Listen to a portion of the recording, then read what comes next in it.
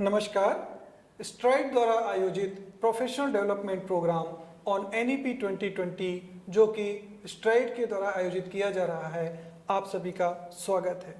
Welcome you all on this online counselling session of the professional development programme on NEP 2020 organized by STRIDE. This is the 13th batch of this program and we are in the 4th day of this program for discussion on NEP 2020, basically discussing on how to implement NEP 2020. NEP 2020 एक बहुत ही comprehensive document है, बहुत comprehensive framework है जो कि हमें भारतीय शिक्षा जगत में, चाहे स्कूली शिक्षा हो चाहे हायर एजुकेशन हो, उसमें विभिन्न प्रकार के सुधारों को लागू करने के लिए बहुत सारे उन्होंने प्रस्ताव दिए हैं और इन प्रस्तावों को चरणबद्ध तरीके से किस तरह से लागू किया जाए ताकि हम NEP 2020 के जो उद्देश्य इस डॉक्यूमेंट में बोले गए हैं उनको हम सही तरीके से प्राप्त कर सकें। इसके लिए बहुत ज़रूरी है कि हमें बहुत सिस्टमेटिक तरीके से इसे इम्प्लीमेंट किया जाए।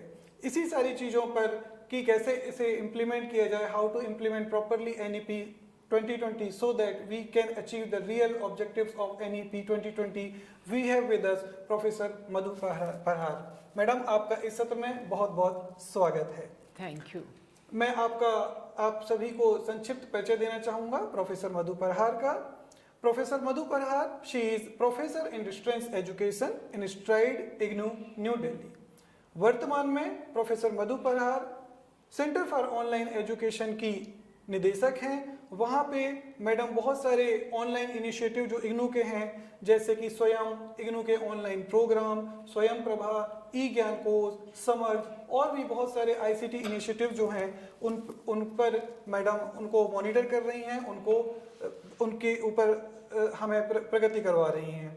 She has held number of senior positions in IGNOU and other institutions including Wawasan Open University, Penang, Malaysia. She has also served as Director, SIMCA, New Delhi. Madam, we welcome you to this online session on implementation of NEP 2020. Thank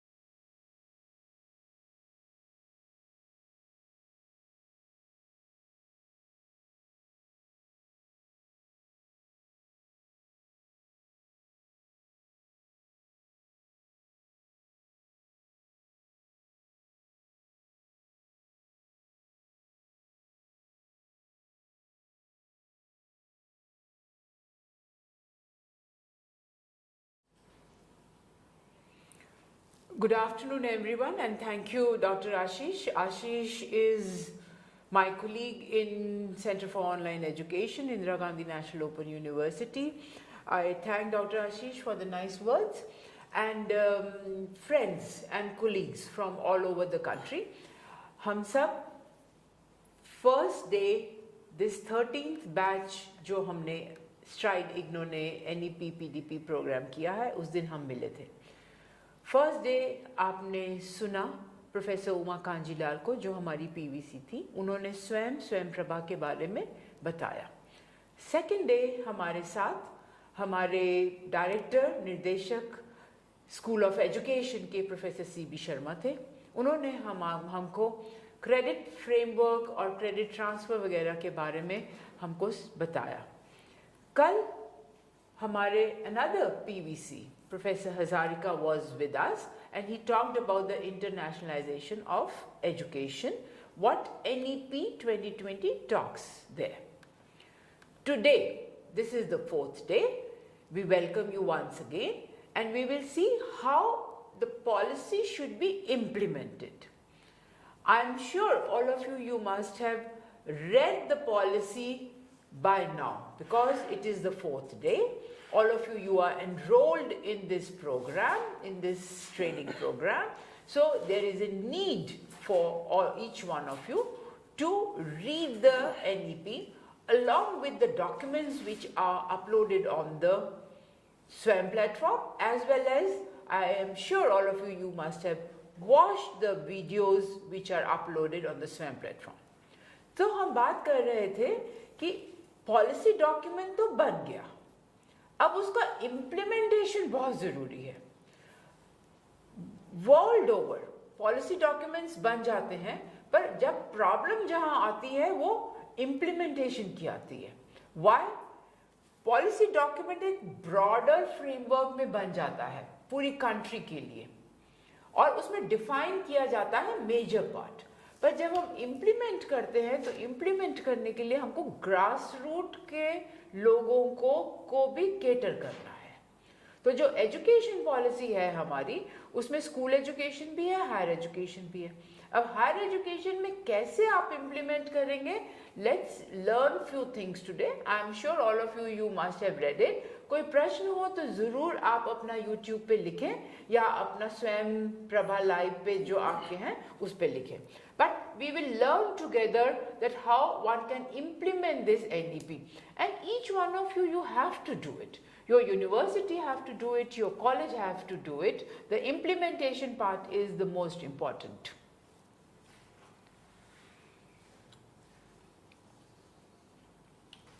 Ankur slide. So this, Ankur slide.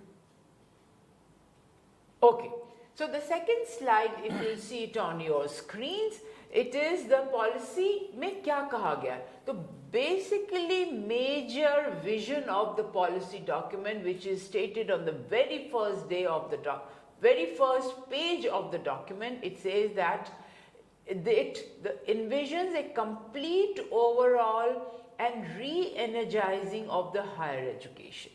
So मतलब उन्होंने बहुत page 34 पे ये बात लिखी गई है कि it is for higher education that it is needs a complete overhauling. जो पहले हमने पॉलिसी डॉक्यूमेंट्स में था या जो प्रेजेंट हमारा हायर एजुकेशन सिस्टम है उसमें ओवरऑल की ज़रूरत है, और हायर एजुकेशन को हमको री एनर्जाइज करना पड़ेगा. जैसे हम लोग सब अपने आप को री एनर्जाइज करते हैं, कोई किताब पढ़ता है, कोई बाहर घूमने जाता है, there are many other ways. So each one of us we have to re-energize. Now let's see how it can be done. We have one policy. अलग-अलग पॉलिसी तो नहीं मिनिस्ट्री ऑफ एजुकेशन ने बनाई. So we have one policy which is the center. This policy, if we talk about higher education, this policy has to be adopted by 1,000+ universities, formal universities as well as the open universities, state universities as well as the technical private universities. So there are more than 1,000 universities at the moment. उनको adopt करना है, and there are more than 44,000 colleges in the country, उनको भी adopt करना है. So centre हो गया हमारा पॉलिसी डॉक्यूमेंट. कौन अडॉप्ट करेगा? All these universities and colleges, and there has to be a single result कि पॉलिसी को इम्प्लीमेंट करना है. लास्ट में अगर हम देखेंगे तो हमको ये देखना है कि who will support us. The leadership is very very important component. कि जो पूरे फ्रेमवर्क को जो हमने ये डिपिक्ट किया है, how leadership will play a major role in the implementation of this policy document. Now let's begin with page number again 34 of the document. It says कि what is the vision of higher education. What policy ने हमको broader जो points बताए हैं, what key changes should be there. So the first point which the policy has talked about the higher education is that we should have multidisciplinary universities and colleges. I'm sure कल भी और especially the second day आप लोगों को ये बताया गया होगा कि what is multidisciplinary, या आपने पढ़ा भी होगा. So the first important point policy says that we should move towards multidisciplinary universities where every district should have one such university. Point number one. और उसी के साथ कहा गया है कि जो मीडियम ऑफ इंस्ट्रक्शन होना चाहिए वो होना चाहिए लोकल लैंग्वेज या any Indian language. So this is the policy में विजन पॉइंट नंबर 1 मेजर कहा गया है. पॉइंट नंबर 2 अगर हम कहेंगे तो उन्होंने कहा है that we have to revamp our curriculum. अब करिकुलम तो हमको दिया जाता है, we are given the curriculum, पर ओपन यूनिवर्सिटीज में क्या है, जहां पे मैं या डॉक्टर आशीष हैं, हम लोग करिकुलम खुद फ्रेम करते हैं. We the teachers we are framing the curriculum, right? But in formal system or in colleges, what has been done, that the curriculum is given. But policy says that we have to revamp now our curriculum. We have to revamp our pedagogy, teaching learning जो processes हैं. We have to revamp our assessment system. और जो हम students को जो support कर रहे हैं, we have to really उसको हमको change करना पड़ेगा. Which should include what the students want. Third key change कहा गया, क्योंकि we need to understand, we as the teachers need to understand कि क्या change करना है. जब हमको key change पता चल जाएगा तभी हम अपना implementation जो हम करेंगे उसमें हमको फायदा होगा.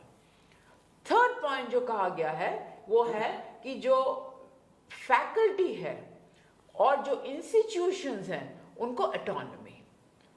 बहुत डिटेल में ये लिखा गया है. You all must go and read that part which is in the document. What kind of autonomy, ये नहीं कि मैं एज ए टीचर जो मेरा मन करेगा मैं करूंगी या करूंगा, not that. But faculty has to be given autonomy. Autonomy where you can change your curriculum, you can include whatever you want to, you think is right. You can pedagogically जो teaching learning experiences हैं depending upon your discipline, physics का अलग होगा, history का अलग होगा, teaching of physics, teaching of chemistry अलग होगी, teaching of biochemistry अलग होगा. So that's what it talks about the autonomy. Next point is, it says the integrity of the faculty and institutional leadership should be there. Appointments कैसे होने चाहिए? It should be on merit based and there should be a career progression.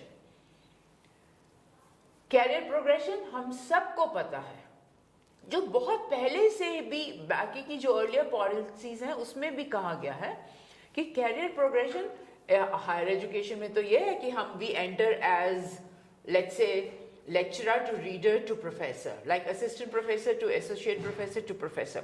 पर अब career progression में भी उन्होंने बहुत changes किए हैं, यूजीसी ने बहुत चेंजेस किए हैं, इस पॉलिसी डॉक्यूमेंट में भी बहुत कुछ कहा गया है.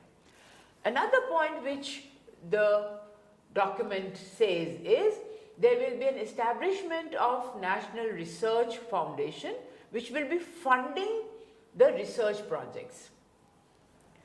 वो तो ऑलरेडी अब पॉलिसी में कहा और सरकार ने, गवर्नमेंट ने उसको बना भी दिया. तो क्योंकि the document says, and not only the document, all of us we know that research is a very weak component. और हम यहाँ पे रिसर्च पीएचडी की बात नहीं कर रहे हैं. पीएचडी में भी अगर आप एनरोलमेंट देखेंगे 3-4% है. मेजॉरिटी ऑफ द एनरोलमेंट अगर आप देखेंगे हायर एजुकेशन में इट इज ए ग्रेजुएट में है, then postgraduate and then comes last the PhD. AISHE की रिपोर्ट देखिएगा आप लोग सब, आपको सब उसमें पता चल जाएगा.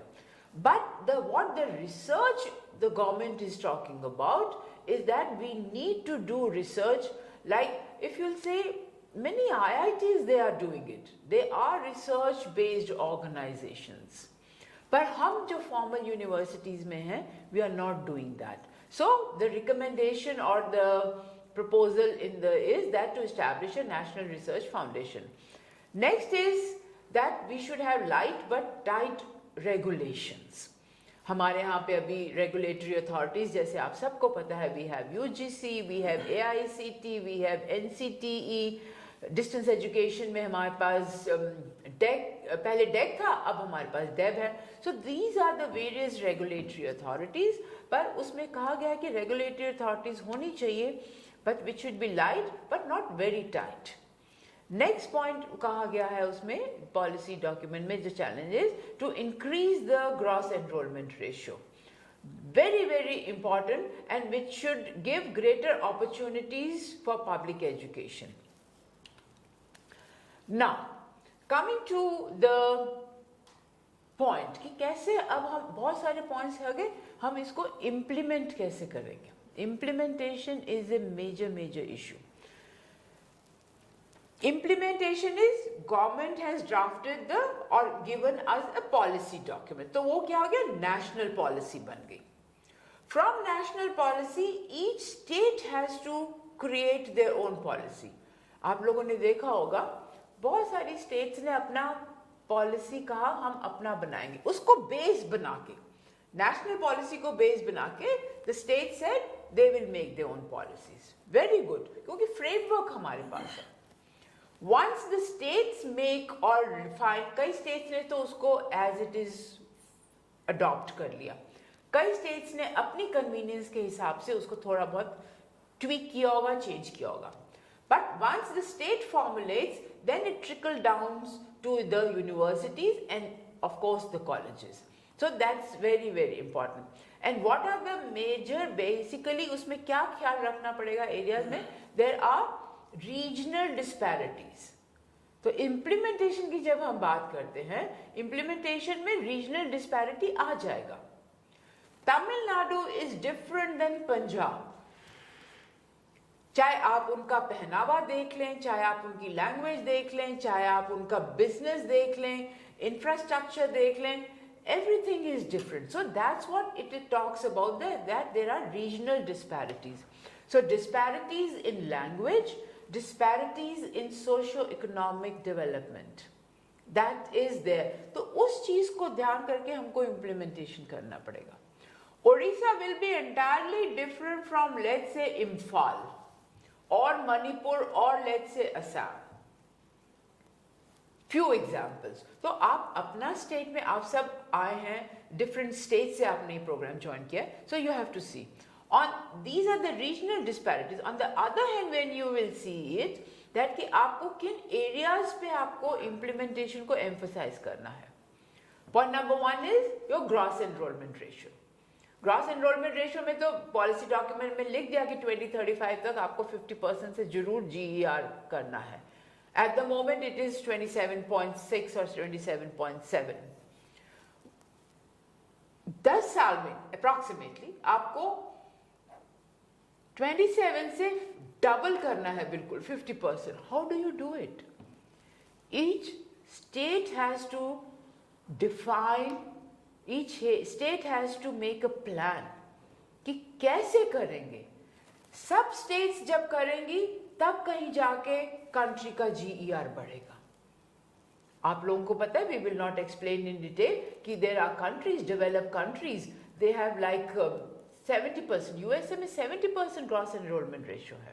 And there are several other countries which are more than India, but there are several other countries which are even less there, which have less GER. Multidisciplinary is another issue जो आपको यूनिवर्सिटी को करना पड़ेगा. आप में से बहुत सारे कोलीग्स जो होंगे वो एक कोई शायद सब्जेक्ट होगा आपकी यूनिवर्सिटी में. बट जब हम मल्टीडिसिप्लिनरी की बात करते हैं, it is not only multidisciplinary subjects. School of sciences होगा, स्कूल ऑफ ह्यूमैनिटीज है, सोशल साइंसेज है, इंजीनियरिंग है. Within one subject, biology में भी you have to have include various other disciplines. So that's what the government is talking about. अब आपको अपने institution में देखना है. लैंग्वेज, इंस्टीट्यूशनल रिस्ट्रक्चरिंग, कैसे करेंगे आप ये काम. Then translation, transforming the regulatory authorities. All these points, areas one has to define. Now, how do you develop the institutional development plan? This is very important. हमारे इग्नो में तो जैसे ही पॉलिसी डॉक्यूमेंट रिलीज हुआ, हमने इग्नो में हमने अपना डेवलपमेंट प्लान बनाया, हर एक स्कूल ने बनाया, हमने स्ट्राइड में भी बनाया और एक उसको फाइनल करके हमने वो पब्लिश किया और it is available on our website. और हमने देखा है बहुत सारी यूनिवर्सिटीज़ ने भी बनाया है, ऐसा नहीं कि हमने खाली बनाया, बहुत सारे कॉलेजेस ने भी अपना डेवलपमेंट प्लान बनाया है। और उसको हम अगर आप देखेंगे बहुत सारा टर्मिनोलॉजी डिफरेंट यूज कर सकते हैं, and one of the terminology being used is that universities, they make their own strategic plans.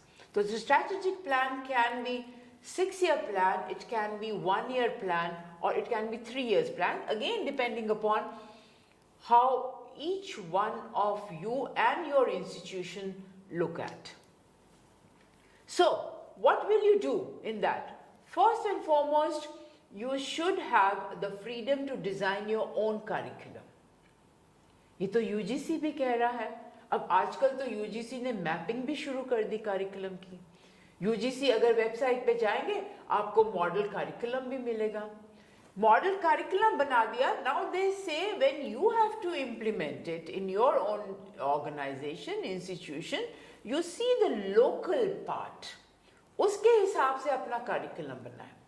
Another important point which you all can think is curriculum में how do you include employability skills? Life skills बहुत important हो गई हैं. So that's what the government wants or the policy wants, that you should have the freedom to design your own curriculum. Second part which talks about that, you have to have innovative teaching and learning. मैं भी पढ़ी हुई हूँ, मैंने भी university join किया, BSc किया, masters किया। हमने देखा है कि हमारे यहाँ पे हायर एजुकेशन में क्या, it is a one way communication. Teacher आती है या आता है and then teach in the class and goes away.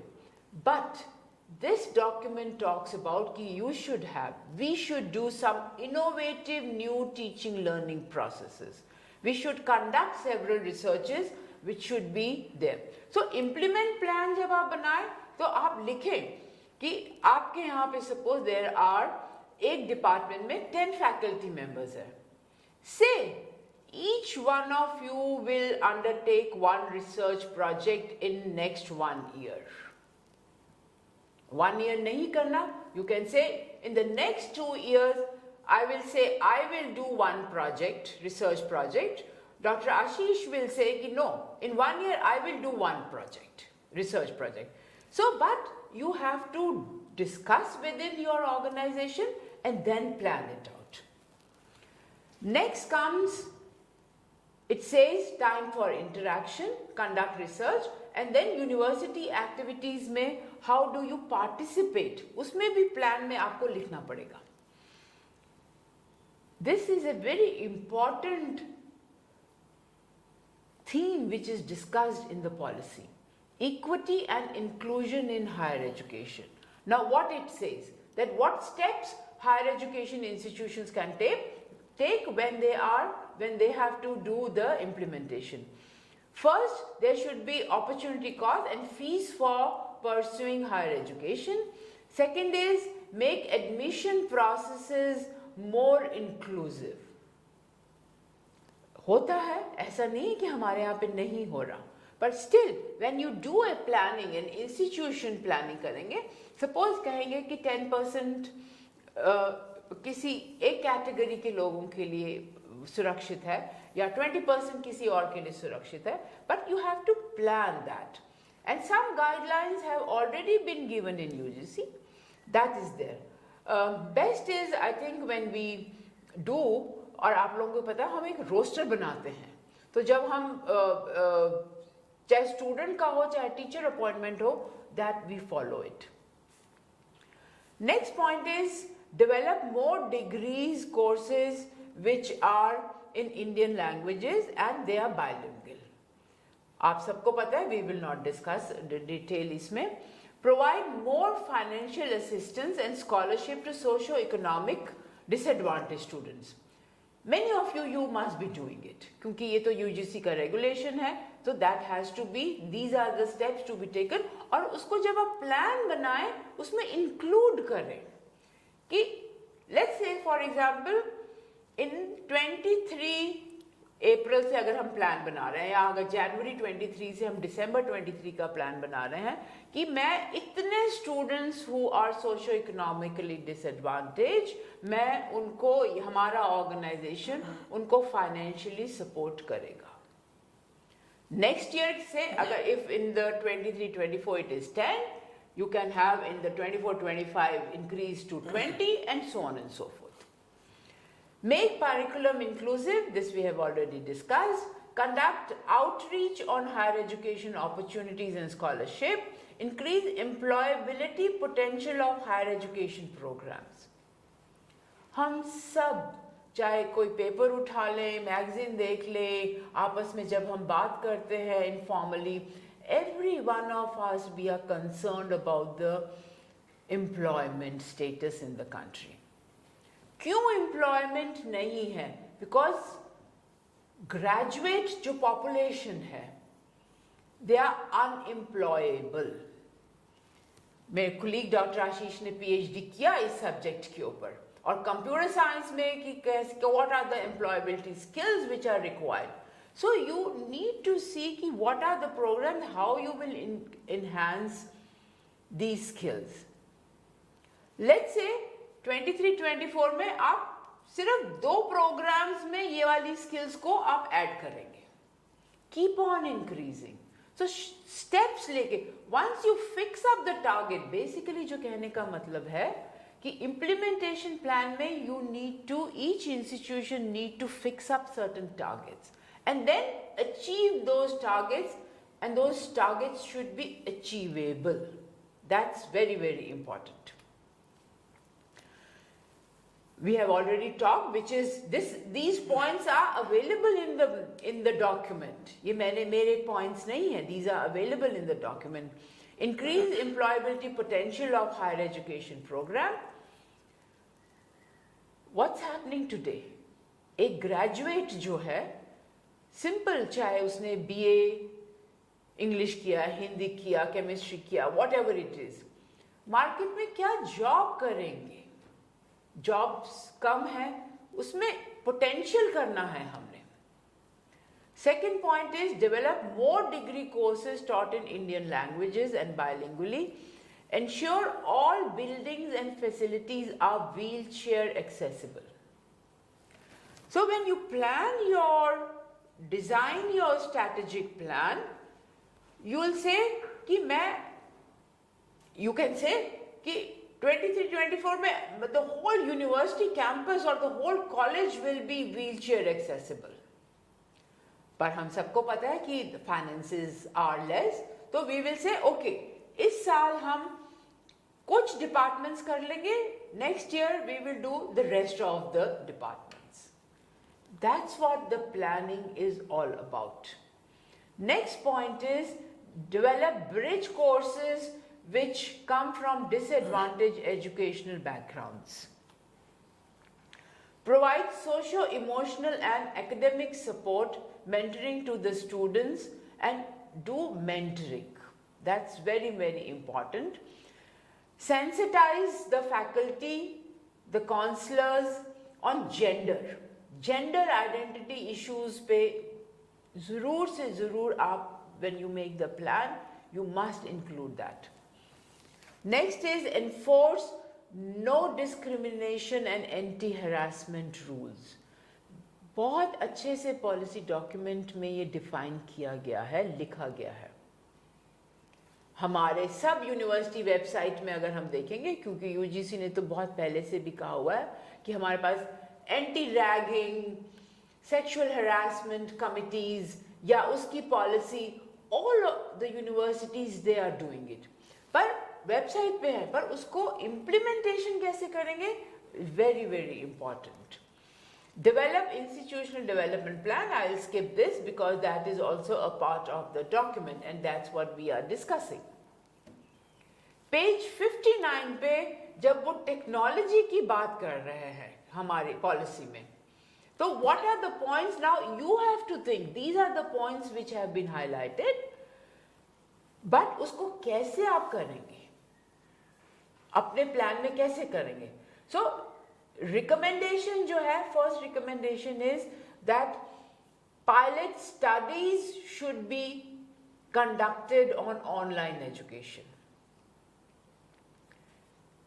क्या आप अपने प्लान में लिख सकते हैं कि 23-24 में हम 2 ऑनलाइन स्टडीज करेंगे बस, फाइन, कोई मतलब इतना बड़ा टारगेट बनाने की जरूरत नहीं है, but because online education is important, वो करना पड़ेगा। डॉक्यूमेंट में तो लिखा है उन्होंने कि एनसीईआरटी करेगा, एनआईओएस करेगा, इग्नो करेगा and such other organisation, but you in the university you should also see can you do it for your own university or can you do it in your own state?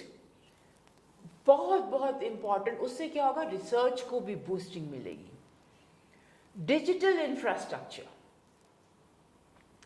आज मेरे विश्वविद्यालय में 50 computers हैं। मेरे को सोचना है कि मेरा अगले साल में मेरे को क्या 100 की जरूरत है, उसको मैं कैसे मैं लेके आऊंगी, उसके लिए क्योंकि फंड्स चाहिए, उसके लिए प्रोक्योरमेंट पूरा प्रोसीजर होना चाहिए, हम कैसे करेंगे। So these are the thing कि मैं डिजिटल इंफ्रास्ट्रक्चर में every classroom in my university or in college will have a laptop with a projector। बात होती है ना, तो हम कह सकते हैं कि 23-24 में अगर मेरे पास 20 कमरे हैं तो मैं 5 कमरों को I will make technology saving, मतलब उसमें प्रोजेक्टर होगा, उसमें लैपटॉप होगा, सारा सॉफ्टवेयर होगा and so on. Next is content creation and digital repository. Teachers को कंटेंट, ई कंटेंट बनाने पे बहुत एम्फसाइज किया है इसमें, तो we have to see how do we develop those e contents.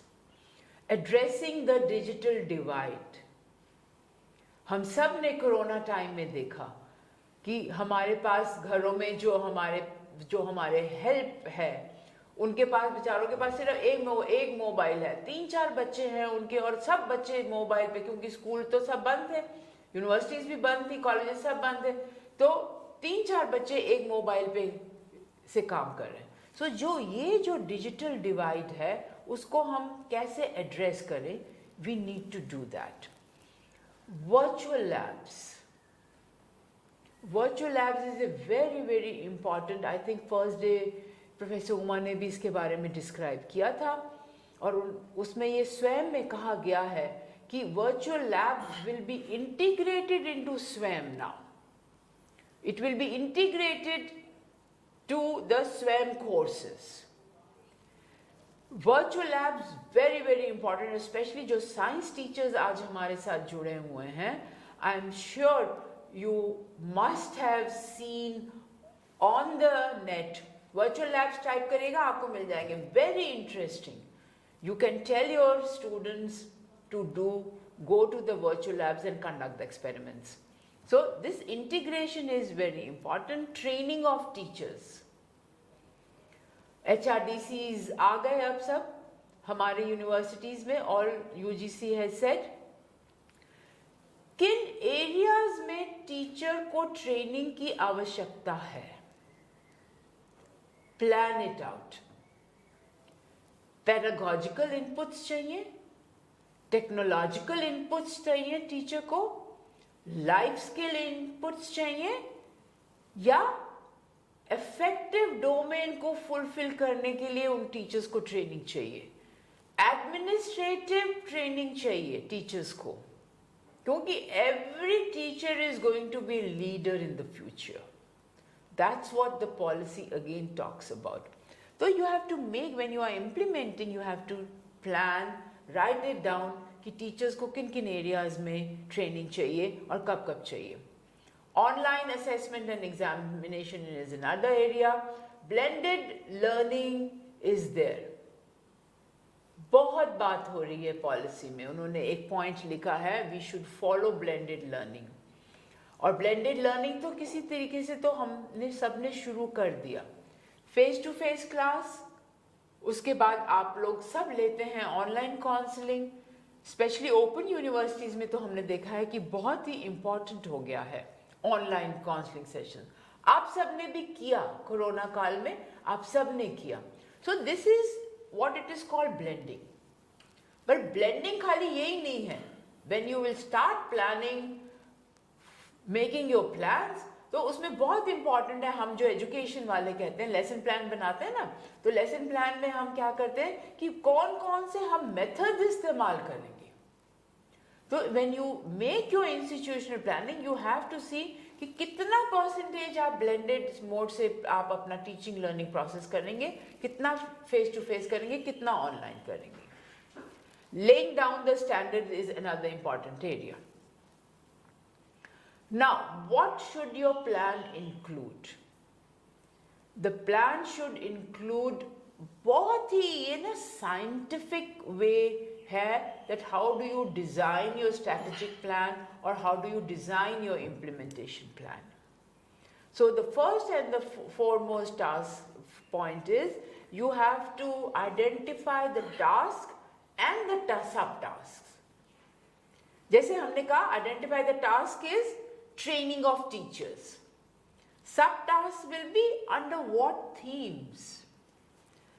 हमने तो स्ट्राइड में पूरा एक ट्रेनिंग कैलेंडर बना लिया पूरे साल का कि कौन कौन से थीम्स में होएंगी, किसको हमने केटर करना है, एडमिनिस्ट्रेटर्स को करना है, टीचर्स को करना है, स्टूडेंट्स को करना है. सो this is what it is called सब task. You have to be very clear that what budget you have. Each institution, each university college has a different sort of a budget. Maybe private वालों के पास ज़्यादा budget होगा और public universities के बाद पास कम budget होगा. So you have to see and then you have to start planning. Timelines very very important.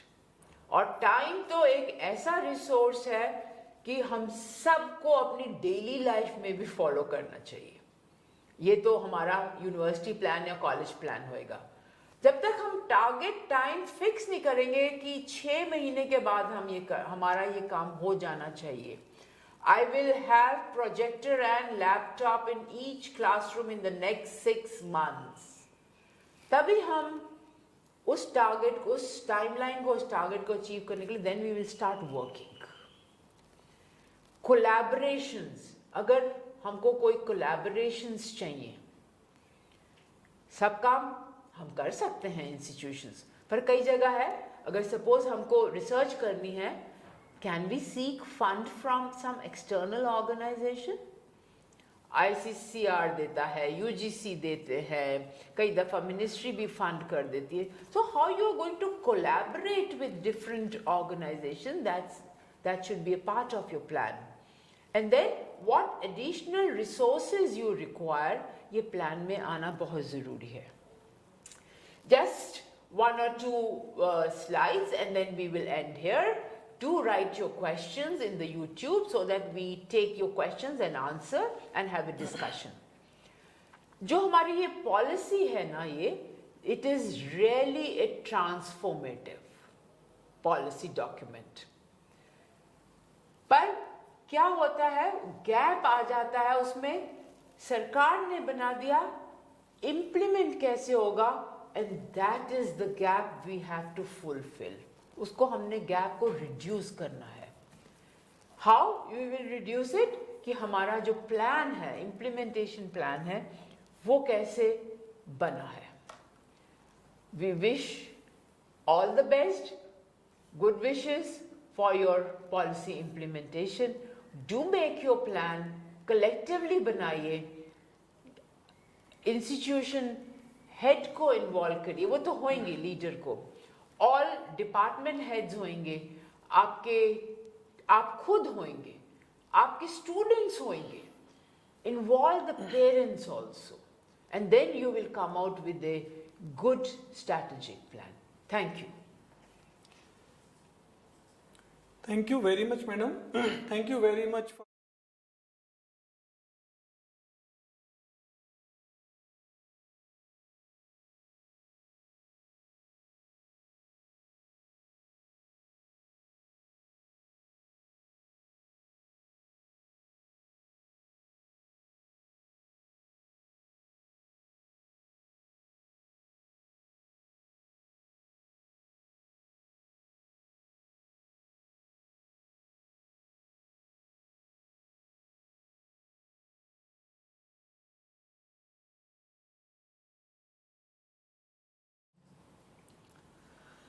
Thank you very much madam for your insightful presentation. और बहुत ही अच्छी जानकारी हमें मिली। इतनी बड़ी नेशनल एजुकेशन पॉलिसी है, उसके ऊपर बहुत सारे रेगुलेशंस बने हैं, बहुत सारी एसओपीज बनी, उन सबको कवर करते हुए आपने जैसे गागर में सागर का ज्ञान हमें मिल गया। और मैं आपकी प्रेजेंटेशन को थोड़ा सा ब्रीफ कर दूंगा कि आपने हमें बताया कि कैसे नेशनल एजुकेशन पॉलिसी सारे हायर एजुकेशन सिस्टम को और सारे टीचर्स को री एनर्जाइज करने की बात कर रही है, नई ऊर्जा से भरने की बात कर रही है, ताकि हम सारे टीचर, सारा हायर एजुकेशन सिस्टम और सारे स्टेक होल्डर उस सारी ऊर्जा को लेकर एक नए सिस्टम की तरफ बढ़ें, ताकि हमारा देश आगे बढ़े। और इस सारे सुधारों में बहुत ज़रूरत आपने बताई कि कैसे leadership is very important in implementing all these new regulations and new improvement in national education policy. You also briefed us about multidisciplinary approach which national education policy is talking about, and you also told us about autonomy of faculty and higher education system. Regarding implementation plan, you told us about how implementation will be important and integral component for increasing our GER. You also told us about online education and how the institutional development plan will help to materialize this NEP 2020, and all those teachers are definitely will be a part of this institutional development plan.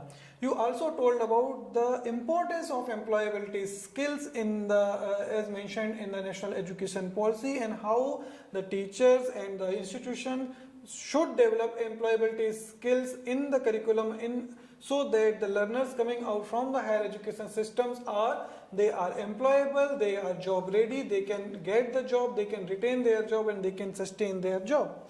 You also told about how the blended learning and different online initiatives of Government of India are, they are going in line with the national education policy for implementation.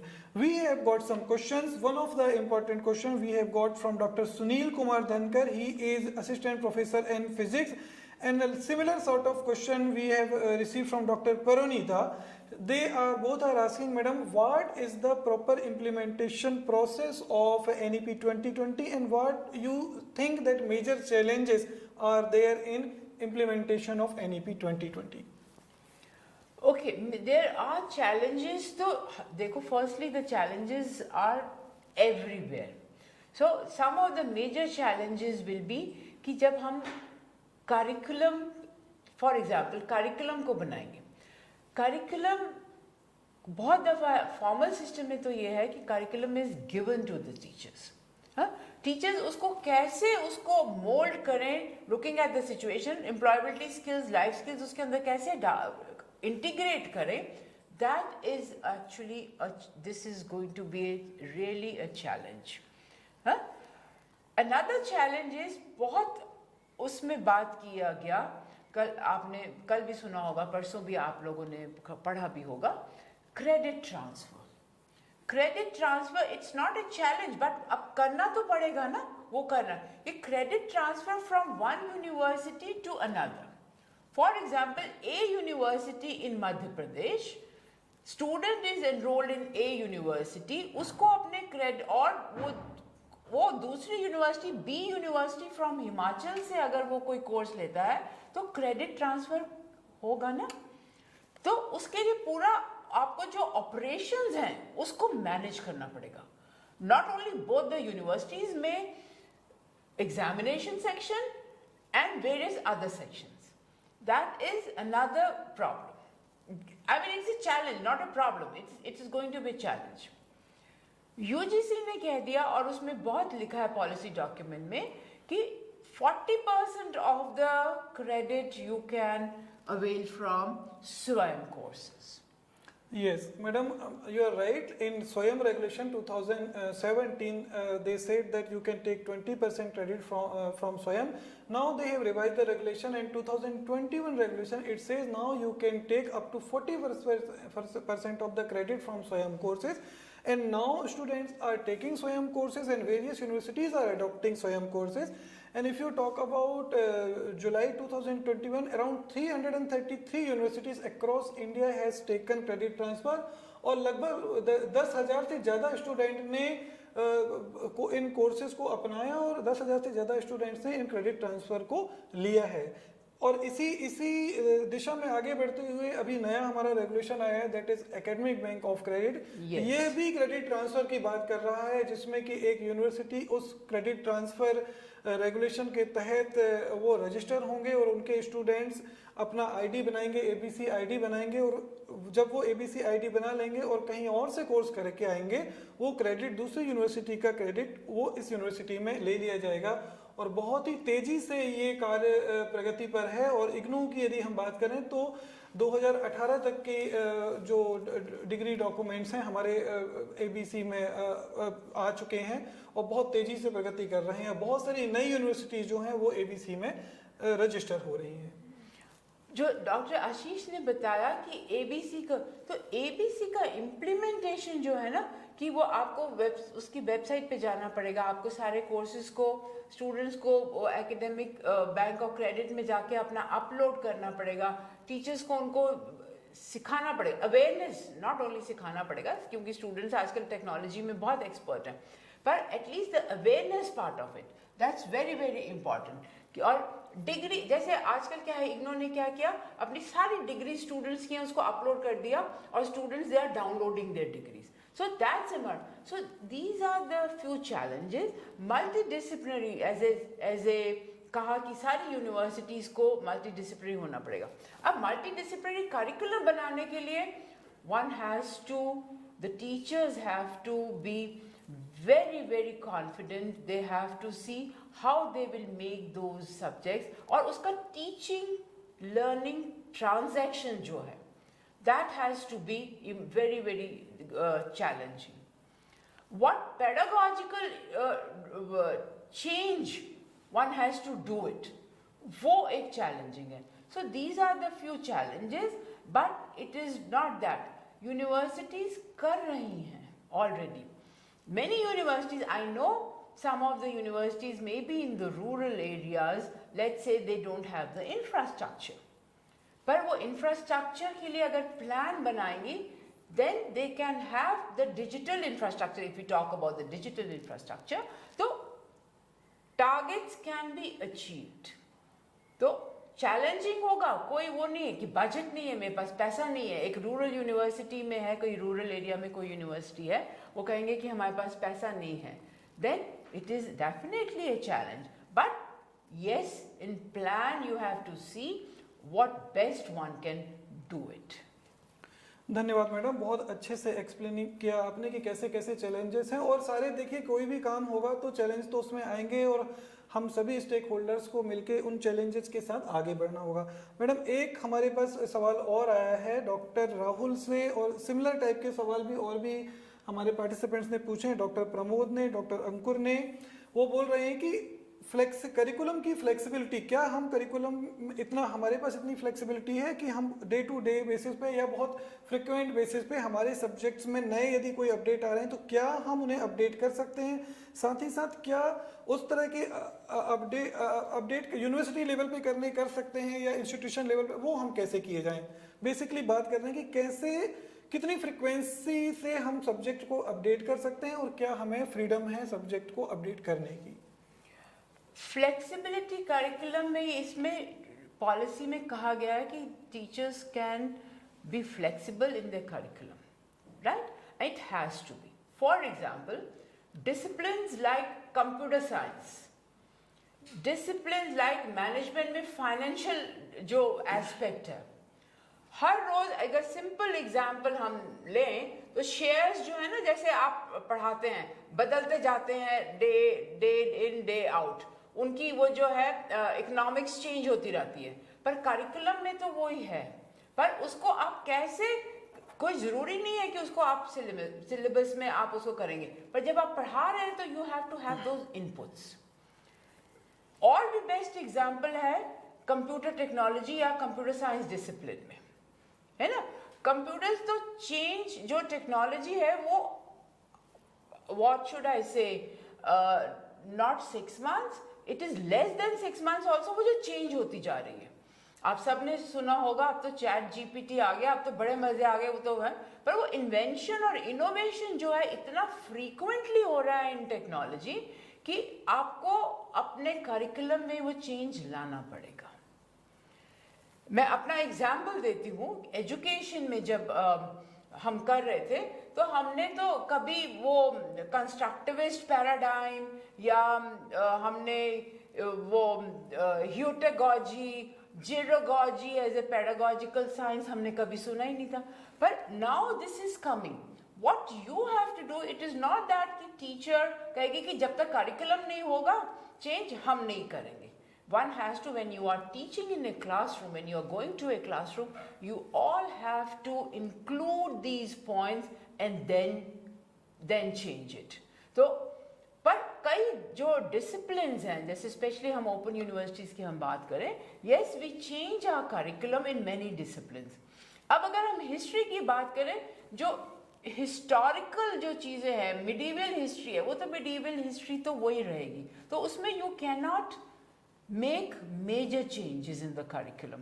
But yes, एक teacher जो तमिलनाडु में है या जो कर्नाटका में है या जो केरला में है, उसको कैसे ट्रांसैक्ट करेंगे, या जो नॉर्थ में है, that will vary. So flexibility आपको दी गई है, how much you have to change, how frequently you have to change, that will again depend upon the discipline to discipline.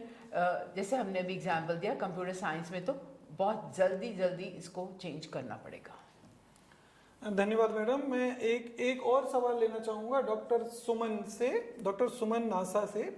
उनका बेसिकली क्वेश्चन है कि मैडम NEP 2020 ऑनलाइन शिक्षा के बारे में क्या बात करती है, और ऑनलाइन शिक्षा किस तरह से हमारी शिक्षा को प्रभावित कर रही है। अभी नई जो पीढ़ी हमारी पढ़ाई कर रही है, उस नई पीढ़ी को या नई जनरेशन को, नए बच्चों को किस तरह से ऑनलाइन शिक्षा प्रभावित कर रही है।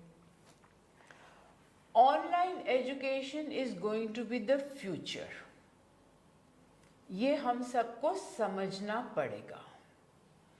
उसमें मैं ये नहीं कह रही कि फॉर्मल यूनिवर्सिटीज जो है वो बंद हो जाएंगी, नो। ऑनलाइन एजुकेशन एक, हम अगर कहें कि एक फॉर्मल ऑनलाइन एजुकेशन, या हम कहेंगे एक इनफॉर्मल ऑनलाइन एजुकेशन, हम सब, each one of us, we are learning online these days, right.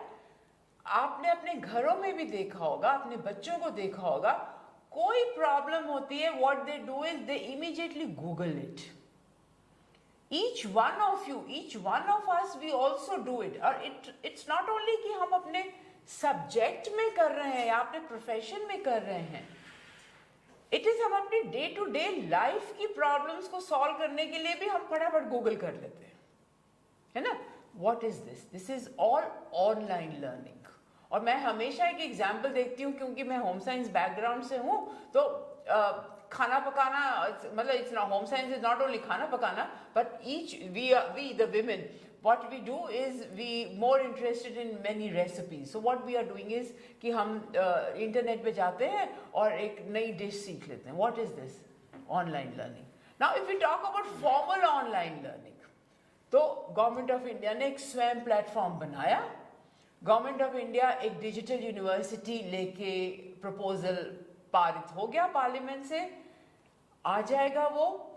Government of India ने कह दिया कि स्वयं प्लेटफॉर्म से आप 40% क्रेडिट ले सकते हो. कितना आसान काम कर दिया, कितना आसान काम कर दिया. बहुत सारे जो प्रोवाइडर्स हैं, ऑनलाइन प्रोवाइडर्स, आप सब ने भी बहुत सारे कोर्सेज लिए होंगे. So this is what it is going to be the future, और online learning is going to be there. बहुत तो बिजनेस एनालिसिस तो बहुत ज़्यादा हुआ है, और खाली यही नहीं, ऑनलाइन लर्निंग हम क्यों करते हैं, हम अपनी ग्रोथ, नॉलेज ग्रोथ के लिए भी we are doing it. Many times you know, because Dr. Ashish deals in SWAYAM, many times just students or teachers or any individuals, they take up a course, वो certification के लिए नहीं करते. They do it because they want to learn more other than what is taught in the classroom.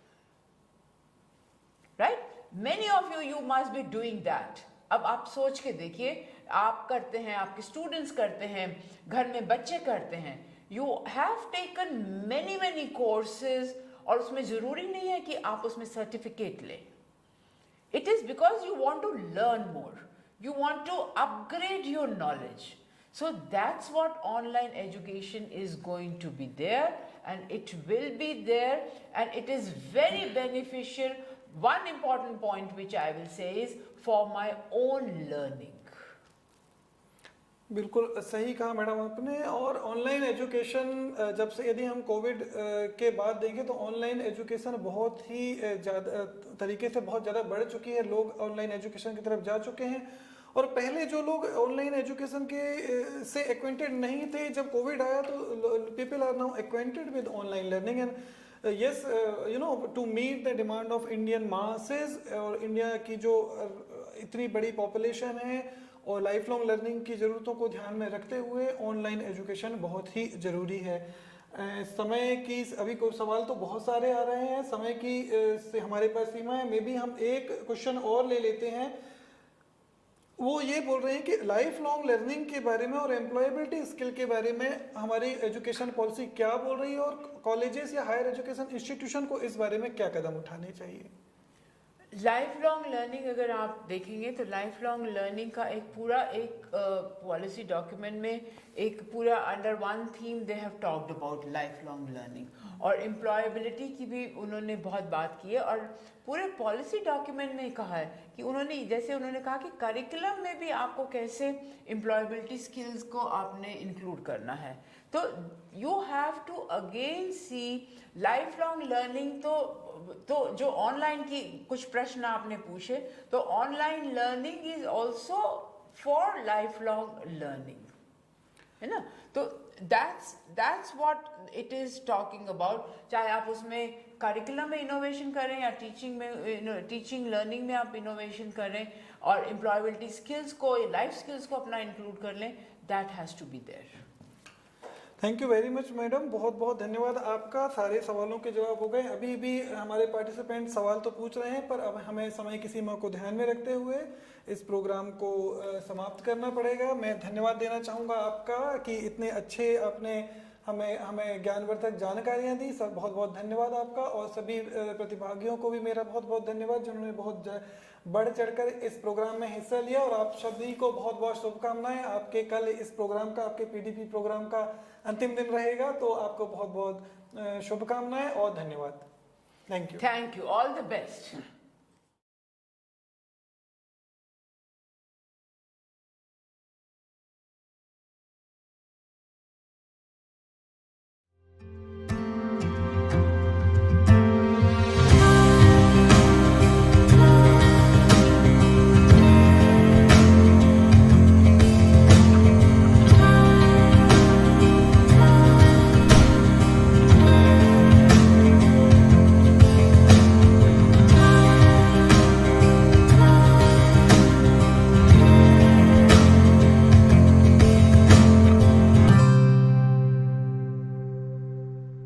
Namaste. Hello learners. Today I will speak Welcome on to this video session today. governance of My higher name education is Kumar. institutions. I am professor We at all the know Center for Management Studies. NEP in 2020 Germany, talks Iceland. about I also holistic had the privilege of development working as of Vice Chancellor educational of the University institutions. of Rajasthan and the how Central University holistic of Himachal development Pradesh. of educational Also institutions served will as happen. advisor education. It in depends upon the Planning quality of Commission teachers, and the as quality of Secretary to the infrastructure, Association the of quality of Indian leaders, Universities. the quality of Today I am going to academic as well as discuss administrative and leadership speak and on the the issue of environment, the importance of the research quality of textbooks which and are what available, the the quality of prerequisites projects we are for talking promoting about, high-quality research and at the same time in higher how educational institutions. we are looking at I am education. sure that you all must know, Education, or you will already actually, be knowing, it's so simple. that It universities is a have three human interrelated making process. functions that they How need to to make discharge. a man The first function is a perfect human that being. they need to generate How knowledge. an This educated is what person makes universities should different work from with the development of the school nation. education. how the development universities of are not a nation only into the business is connected with communicating education. knowledge or How transacting education knowledge, but they are and its essentially aimed peripherals at like textbooks, generating teachers, new classroom knowledge, deliberations, opening the new quality of frontiers, students, the adding quality to of the library, existing body of knowledge, the and quality these of are all the ICT which are functions available, of the quality research. of These we do through sports research. infrastructure, yoga Of culture, course, the second music important art, function of the universities the are science, the laboratories, that you communicate, how you they are transact connected with knowledge for the development. benefit of your learner. Yes, they are And connected with essentially, development it because should ideally development be is not only a money. Development is not partnership only between construction of research building, and construction of teaching. roads, construction And of in that case, the dams, teaching becomes or very relevant, making something directly appropriate, and that we contemporary, are enabling very rich, students we are to affluent, we are good. become able to Development solve of a nation real life situations. is So that should development be the of human focus of the being. teaching. Development of The human third being dimension depends of the upon research is that whatever the development universities of do, education, either through the quality research of or by education, preparing the quality of teachers, the students quality of through their teaching textbooks which abilities, they are speaking about, the universities whether should our be able to textbooks contribute for the are general speaking development, about social and 60% of economic our development of the population who communities are nearby, living even today in and villages, also for the the water larger bodies, good the lakes, of the whole the nation pokers, and of the the trees, world the as a whole. So thus agriculture teaching, research activities, and extension the or quality of community farmers, their engagements health, are their important components food habits of higher are all education. related to Amongst the these development of the three, nation. many experts The consider nation that itself research is most critical is and most identified crucial with dimensions the people, of a university identified life. with the You students, take away research identified from with the the universities, and healthy universities would be anything women folk. but How higher a education state, how a institutions. nation is. Now there are certain details that we need to see as to why research are important. Now these days everybody speaks about the national education policy and what it prescribes. We know that the National Education Policy 2020 is targeting to take the participation rate in higher education from the present 27% to about 50% by 2035. The National Education Policy also aspires to have a system of education that India is second to no other country in the world. Now, India would be second to no other countries in education only if India is able to produce original research, see that these researches are monetized, these researches are commercialized, and they lead to not only the registration of patents, but they also lead to the commercialization of those patents.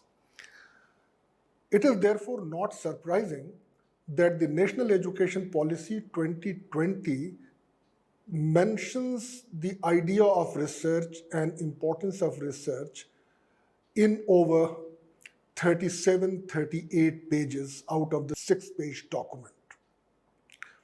And a number of academic reforms initiatives that it proposes is also aimed at promoting research in higher educational institutions. Now, the essential of the research that when a country or when a university is able to produce better high quality research with the help of their teachers and also with the help of their research scholar and other students on the campus, we could say that there are some prerequisites which need to be addressed. And these prerequisites are essentially classified into three broad groups.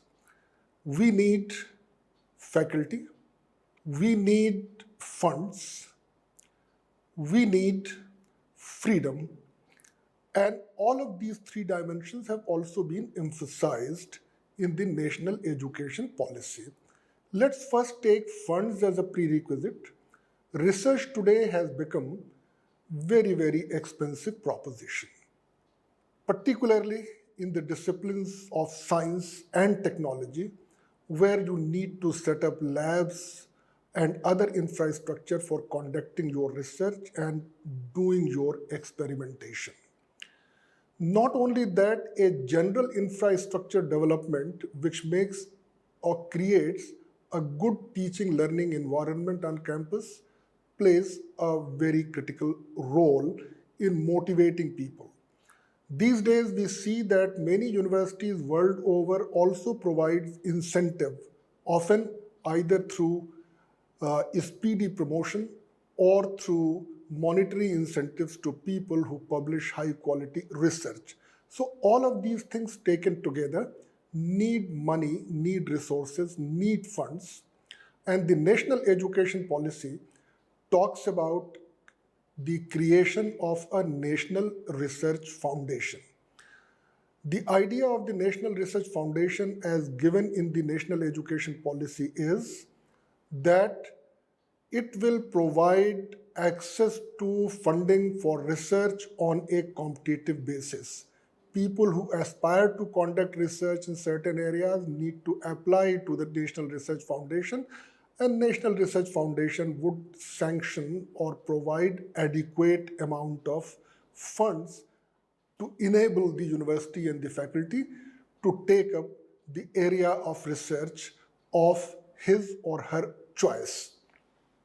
The policy, in fact, makes sure that this National Research Foundation will provide funds over and above the funds which are already provided by many other existing institutions like the University Grants Commission for General Higher Education, the DST, DBT, and CSIR for scientific research, or by any other funding agency that exists at the moment. They will continue to provide funds, but over and above, this National Research Foundation would provide additional funds.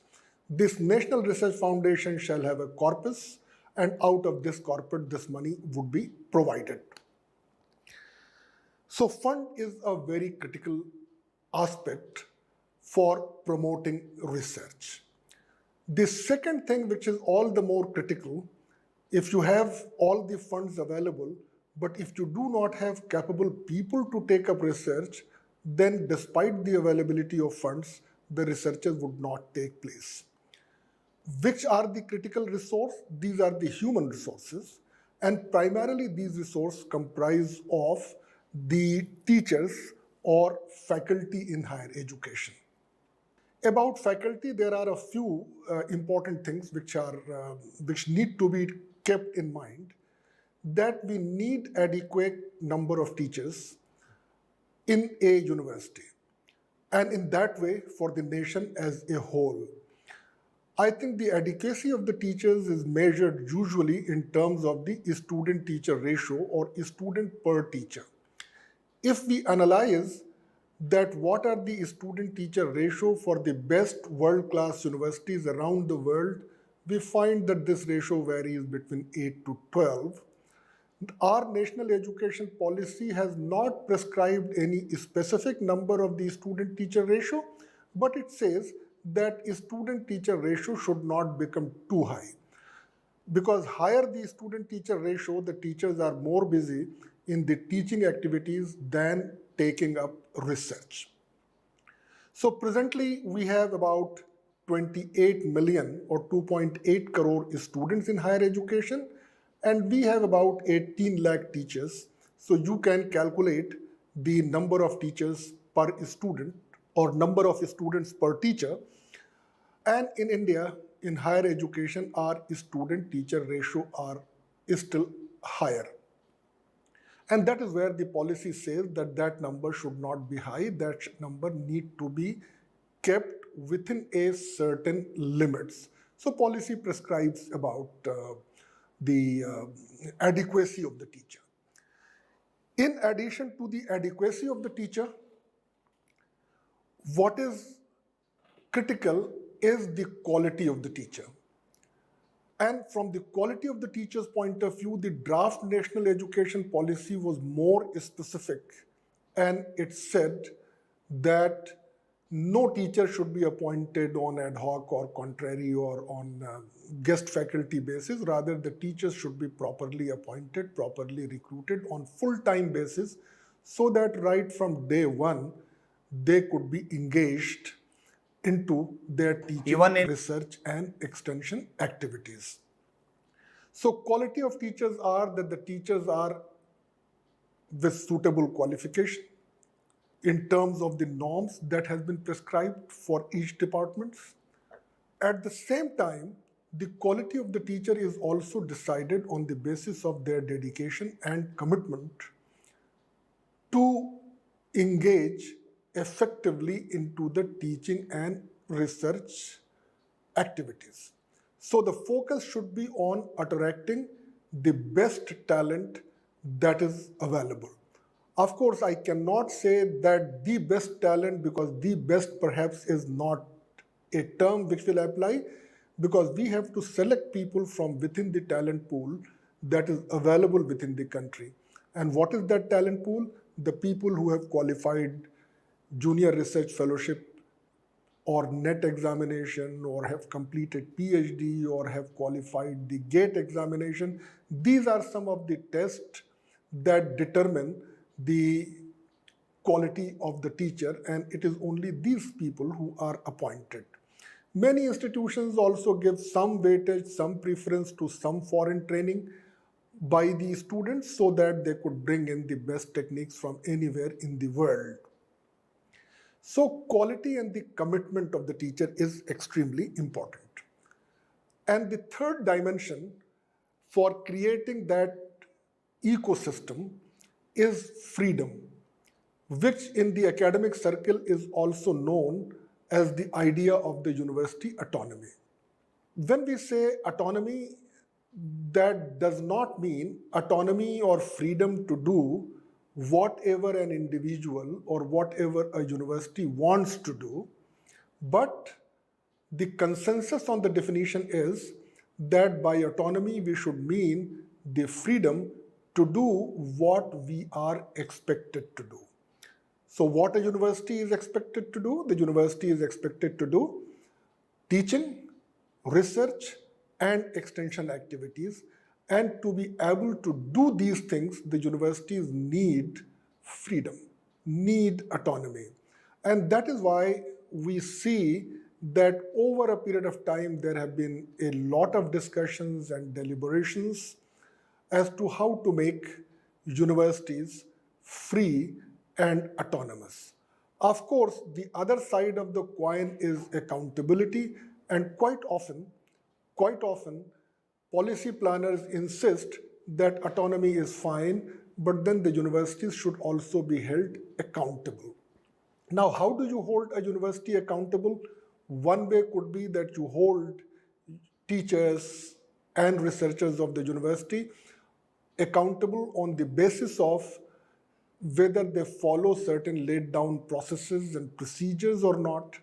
But I think the best accountability could be ensured through whether they have been able to produce the output and the outcomes. So move from the procedure-based accountability to outcome-based accountability, and provide the institutions and provide the individual faculty and researcher the freedom to do research on an area of their preference, of their choice. Sometimes linking research to immediate needs of the society and immediate needs of the economy may not be a good idea, though it might appear that it makes researchers more relevant. But then in case of fundamental research, foundational research, you find that quite often the researchers themselves do not know that what will be the practical applications of research unless a long time has elapsed and then somebody realizes that no, the finding of that research could be used in these activities. So funds, faculty, freedom. Prior to national education policy, lately the government itself have been emphasizing on that if we cannot give autonomy to all institutions, we shall give autonomy to some select institution, and therefore the idea of the graded autonomy came in. So like IIM's acts were changed to make them fully autonomous and all the decisions be taken on the board level. Similarly, it was said that those which are A++ graded or A+ graded institution by the National Assessment and Accreditation Council. The national education policy also emphasized at many places about the idea of this university autonomy, and that we think need to be implemented. Once these things are in place, then there are certain other things which facilitate research or academic research. One thing perhaps I did not mention before, that unless a department or unless a unit of the university has critical mass of the faculty, that does not generate interest in research. So every department need to have at least a minimum number of prescribed faculty so that they have a critical mass. Second thing is, like it was emphasized earlier by many policies, and now in this policy, that we cannot find solution to any single problem facing the world or even facing an individual or facing a nation by the knowledge of a single discipline. So this compartmentalization of knowledge is not good for research. New ideas come in when the boundaries between the disciplines are porous, to cite the word that Professor Yashpal used in his report on revival and rejuvenation of higher education. There should be intermingling of disciplines, so that in an intermingling of discipline, people get new ideas and they explore further and they create new knowledge and they add value to the existing body of knowledge already been attained. Now the researchers come at the fringe or at the corners of disciplines. So like you are seeing that all those technological advancement in information communication technology, in the medical sciences, in the diagnostics, in the medical implant, etc., you are finding that they are coming due to interdisciplinarity, intermingling of science, engineering, technology, and of course the commerce and businesses would also come into play when it comes to commercialization of these ideas. So focus should be on producing kinds of people with multidisciplinary or interdisciplinary orientation. And that is where the national education policy comes into picture, where it insists that all higher educational institutions need to be multidisciplinary.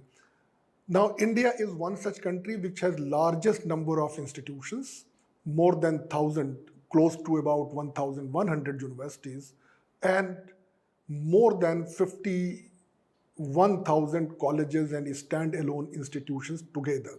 That makes the single largest system found anywhere in the world. But an overwhelming proportion of these institutions are a single discipline college or a single discipline institute. So the policy talks about making colleges and institutes and universities of the large in size, taking them to a minimum of 3,000 to 5,000 enrollment. There should be many disciplines, many departments in a college, so that people are able to pick and choose from many disciplines. And then the remaining 2 years or the next 2 years they spent diving deep into a discipline so that they specialize and super specialize in that area. So I think the policy works on this philosophy of enabling students to have a taste of many subjects and then focus on a particular discipline or a particular subjects for completing their education. This will make a holistic individual. This will make an individual which has outlooks that goes beyond a particular discipline. So multidisciplinary becomes very, very critical and important for promoting research. So increasing the number of research scholars and research students is very, very critical and very, very essential.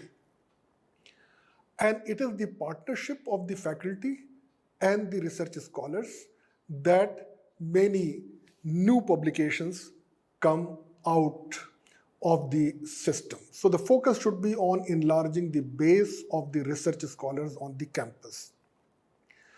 While world over, even undergraduate education has become research-based, where students are required in a supervised mode to take up some research, start thinking about research, start doing, if not a very high-cited publication, but some publications.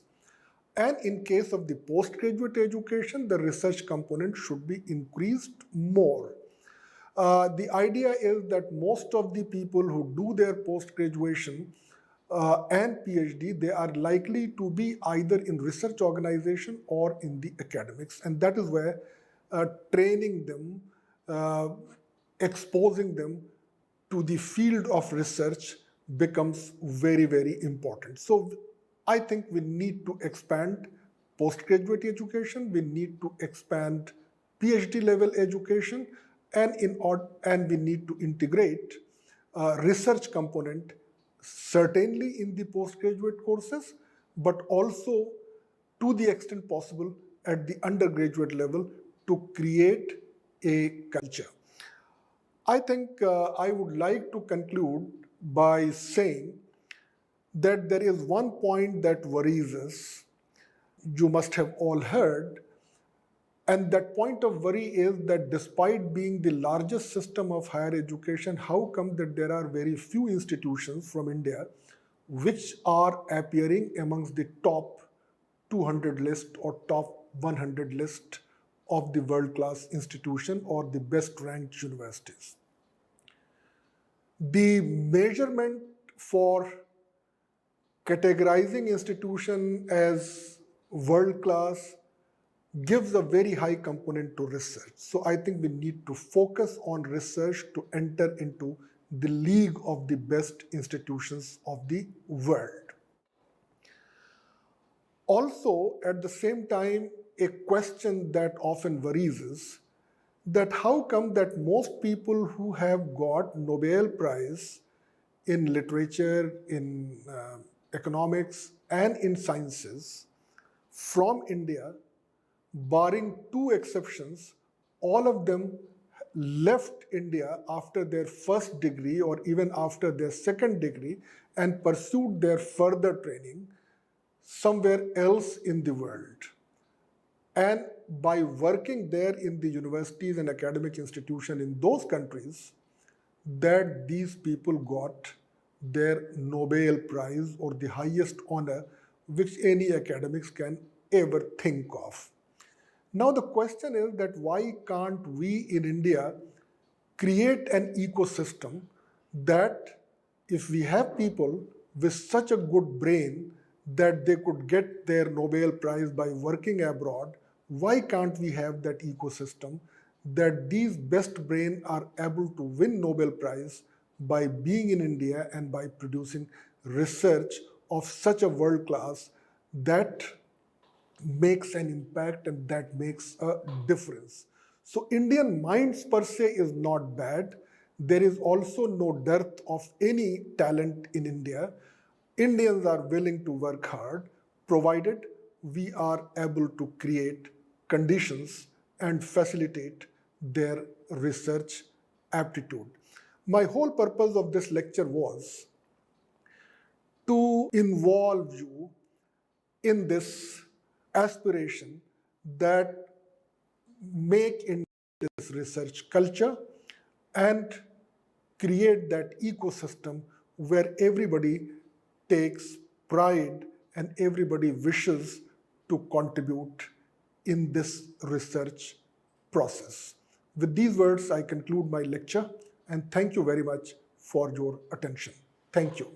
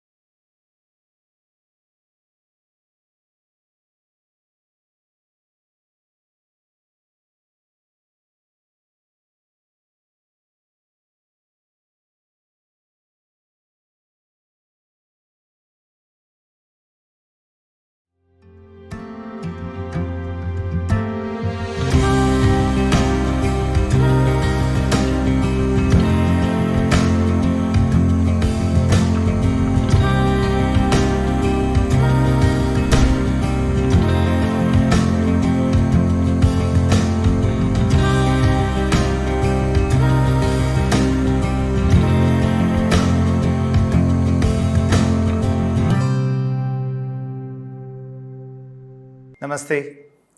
Today I will speak on governance of higher education institutions. We all know NEP 2020 talks about holistic development of educational institutions. How holistic development of educational institutions will happen? It depends upon the quality of teachers, the quality of infrastructure, the quality of leaders, the quality of academic as well as administrative leadership, and the environment. The quality of textbooks which are available, the quality of projects we are talking about, and at the same time, how we are looking at education. Education, actually, it's so simple. It is a human making process, how to make a man a perfect human being. How an educated person should work with the development of the nation. How the development of a nation is connected with education.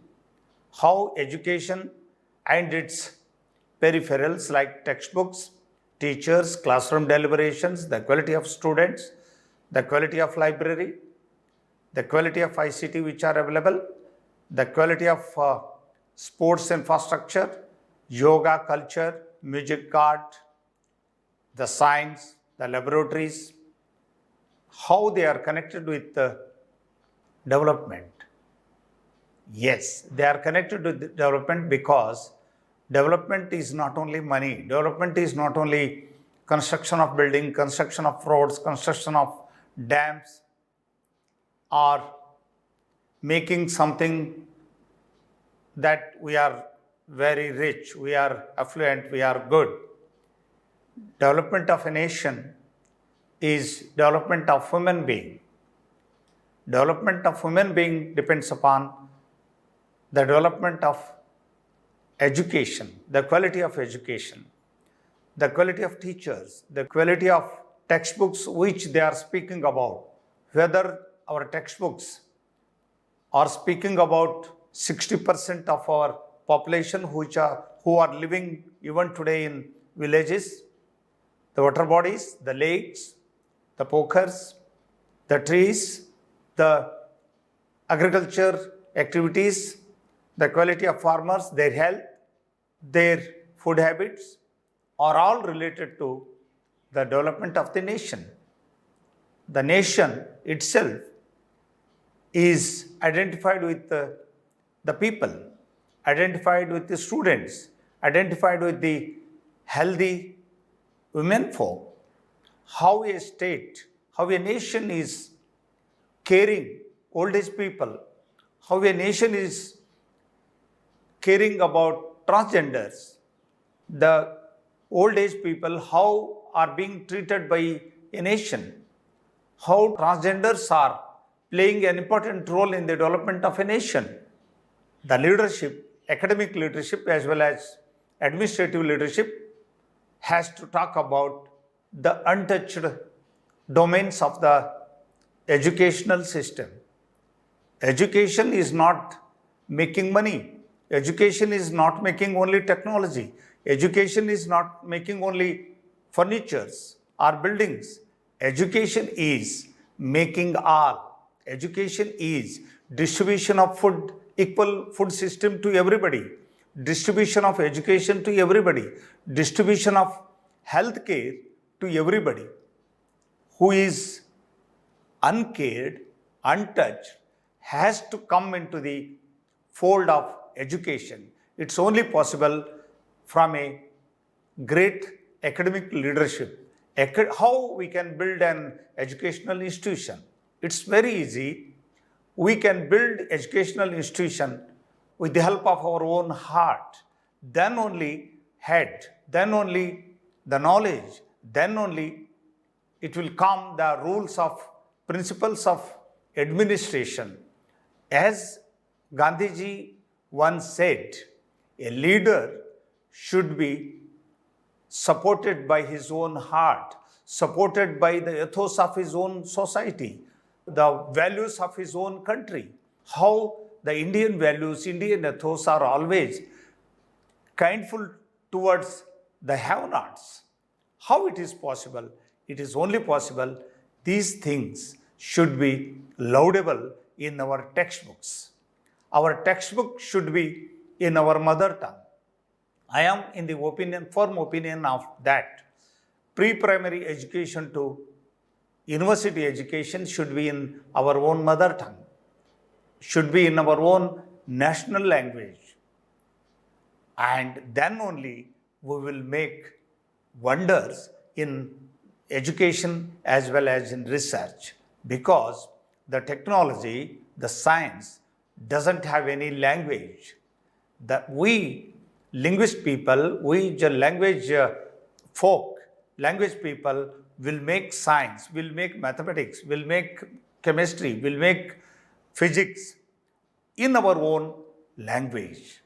Then we can make it translated into other world class languages, because the original thinking, the original thought process will be in our mother tongue only.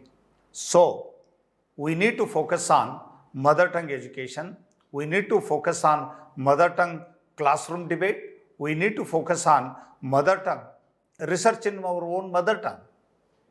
The world class research institutions, they are making research in their own mother tongue, for example, China.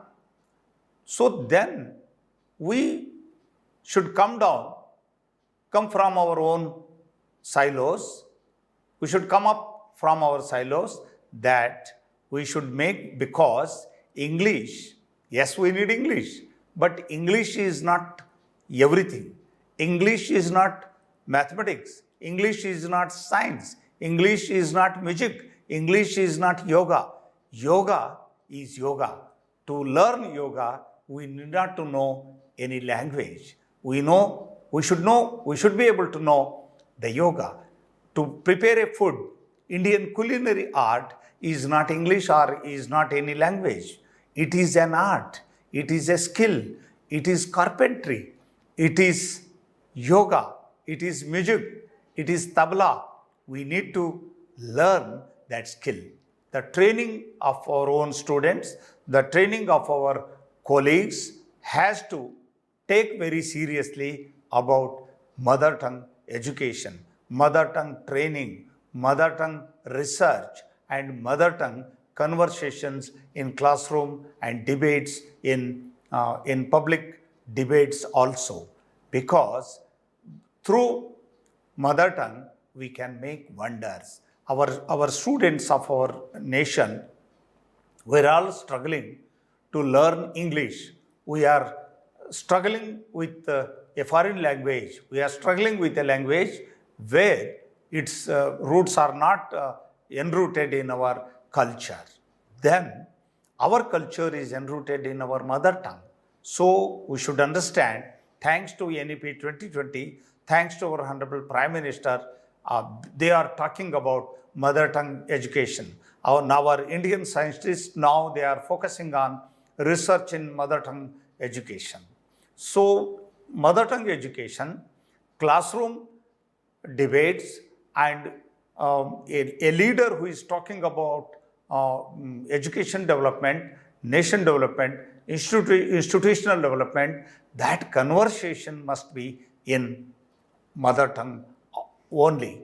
Then only our stakeholders will come to know the cent percent zeal. They will come to know the essence of our conversation. The essence, what I would like to convey a message to my colleagues, it's only possible in mother tongue. It's only possible in our own language. A leader should understand the legacy of our Indian languages. A academic leader should know the legacy of our heritage of our Indianism, Bharatiyata. How Bharat is great, how Bharat was rich, how Bharat is scientific, how Bharat is hardworking, how the women folk is hardworking. The revolutions, the white revolutions, the white flood revolutions, the green revolutions, or production revolutions, they are all possible only because of women folk. It is only possible because of the people from the rural background, the people from tribal background, the people from slum background, the people from hard zone areas or hard working people. How tribal students are very good in sports. Why they are very good in sports? It's need not to be researched because it's open, because they have been trained by the mother nature to be hard. They have been trained by the habitat, by their own jungle, that they have to be strong to live. Now education, now the nation should utilize the DNA of tribes to make a sports university in the country, dedicated sports university in the country, so that we should be able to give a message to the world. One can make their future even in sports, even in wrestling, even in running, even in high jump, even in long jump, even in tabla, even in harmonium, even in yoga, even in Indian culinary art, even in singing, one can make wonders. Yes, we need to know technology, we need to know medicine, we need to know nanotechnology. Before that, we need to know Indian music, we need to know tribal medicinal system, we need to know the knowledge system of our own mothers and sisters and nanimas and dadimas. Educational institutions and their leaders have to understand Bharat, have to understand our nation through its roots. How rainwater system has been a technology in our own country. A person who is a farmer, who is a very small land holdings, but he knows rainwater harvestment, and how they know how to preserve the forest, preserve the food, preserve the wealth, preserve the natural resources. These things should come into educational system, should enter into textbook, should be part of our classroom deliberations to make our education, to make our classroom deliberations vital, make very vibrant. It's only possible if we teachers are ready to learn more skills, more education, more subjects and more dimensions of education, because language is most important. Indian languages are most important languages, but at the same time, we should be able to make a bridge between Indian languages. How translation plays an important role to make a bridge between these languages. And I would like to assure you all, even the great administrators of the best institutions of the nation, that industry is going to grow a big industry, bigger than any industry now. So how we are ready to make the students, how we are ready to make our human resource to take up this job opportunities. We have to think about the World Economic Forum, which is talking about new skills of the world.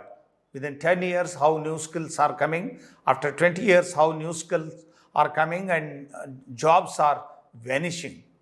By end of another 20 years, World Economic Forum, according to its survey, says that 9 crore jobs are vanishing. In their place, machines will be available to serve the humankind. Now our education leaders should think how we can make a future out of this crisis. Crisis always create futures. Crisis always create opportunities. We educators, we leaders have to be ready to train ourselves. At the same time, we have to be ready to train our own teachers, to train our teachers in modern technology, to train our teachers in modern skills, to train our teachers in new domains, where opportunities are, endless. Opportunities are seamless. It's only possible if the vision of a academic leader are very clear. If he is visionary, if he can see the future, how it is changing, how technology is going to change, how textbooks are going to change, how the psychology of parents, how the society is going to be changed, how the psychology of the society is going to change, what are the necessaries, what are the demands of our industries, and how their demands will be changing within 5 years, how they are going to change in 10 years, and how the academia, how our textbook, how our research are preparing themselves. It is the lookout of a academic administrator. Academic administrators, we should be always ready to learn. We should be ready to learn the success stories of our neighborhood, the success stories of our habitat. Examples should not be given from foreign countries. Examples should not be taken from American countries. We should be able to produce success stories out of our neighborhood, out of our villages, how a villager has made wonders by growing tomato, by growing mangoes, Alfonso, how lime grower made pickle industry. These small interventions of the society will have a great impact on the students as well as teachers. So we teachers, we administrators should be able to always vigilant towards our habitat skills and neighborhood success stories. So we need to train ourselves in our mother tongue. We need to train our mindset to be always ready to learn, ready to open, ready to accept the hardcore truths of the future, the needs of the industry, the needs of the society, how society is going to change, how internet is making business. Only through internet, transport companies, how they are making business. Only with the help of internet, how other companies, business companies are making shelter to people. Without having a hotel, without having a home, without having a space, how business avenues have been abundantly made available. It's only possible if we are able to make the internet as part of our business, as part of our education, as part of our administration. We need to know the importance of Wi-Fi.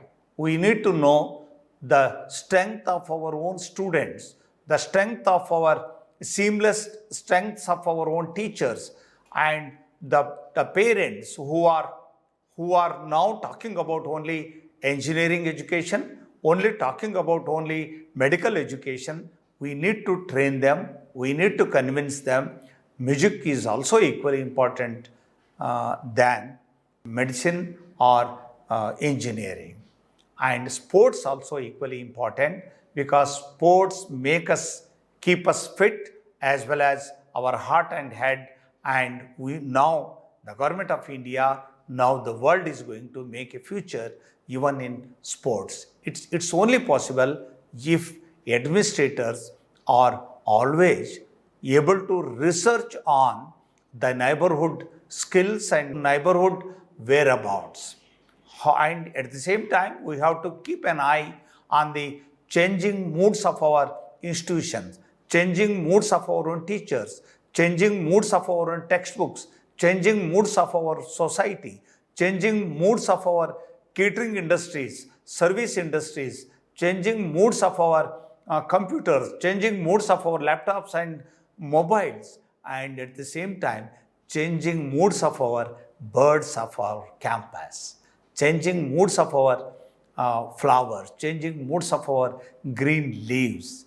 If an administrator, an academic administrator is vigilant, ready to learn, and ready to be practical, more practical, ready to think the future, and he or she will be very much successful, because through the opportunistic view, through a vision that going to make wonders in the future, it's possible to make today only, create today only tomorrow's opportunities. It is only possible through a visionary leader.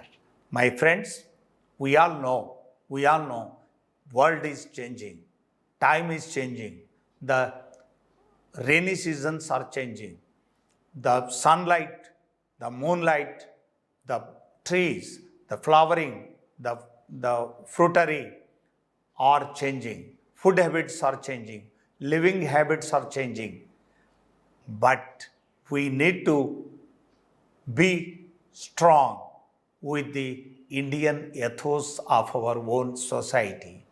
We need to understand the concept of Rama, the concept of Dharmaraj, the concept of yoga, that do well and you will get the well.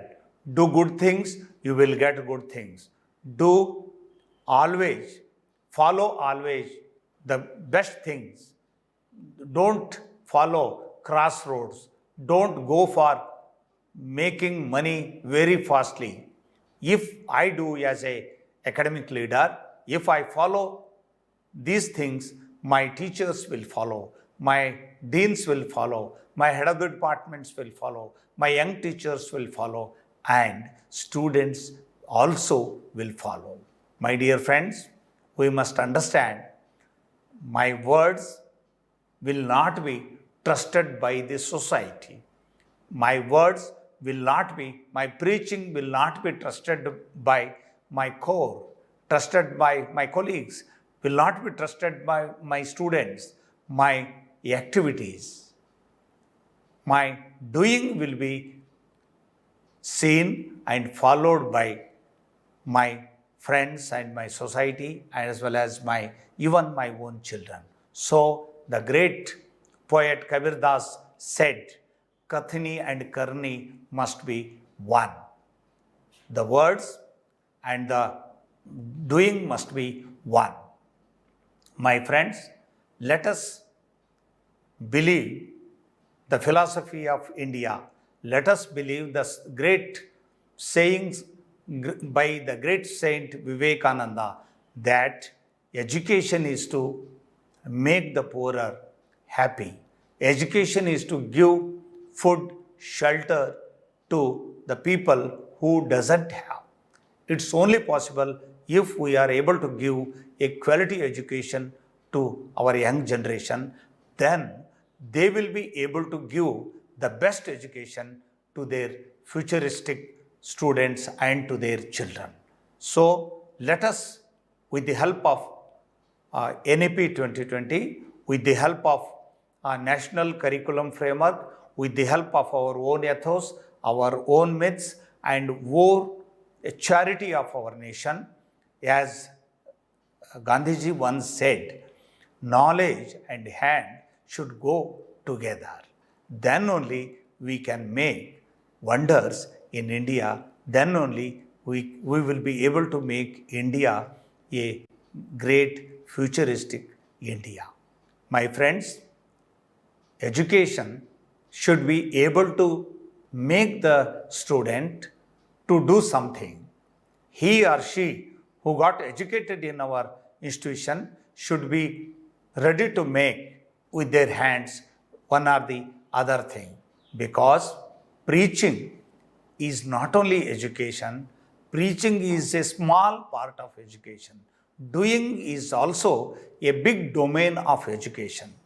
So, Kathini and Karni should go together. At the same time, knowledge and hands should work together. This is the essence of our education. Thank you very much. Jai Hind, Jai Bharat.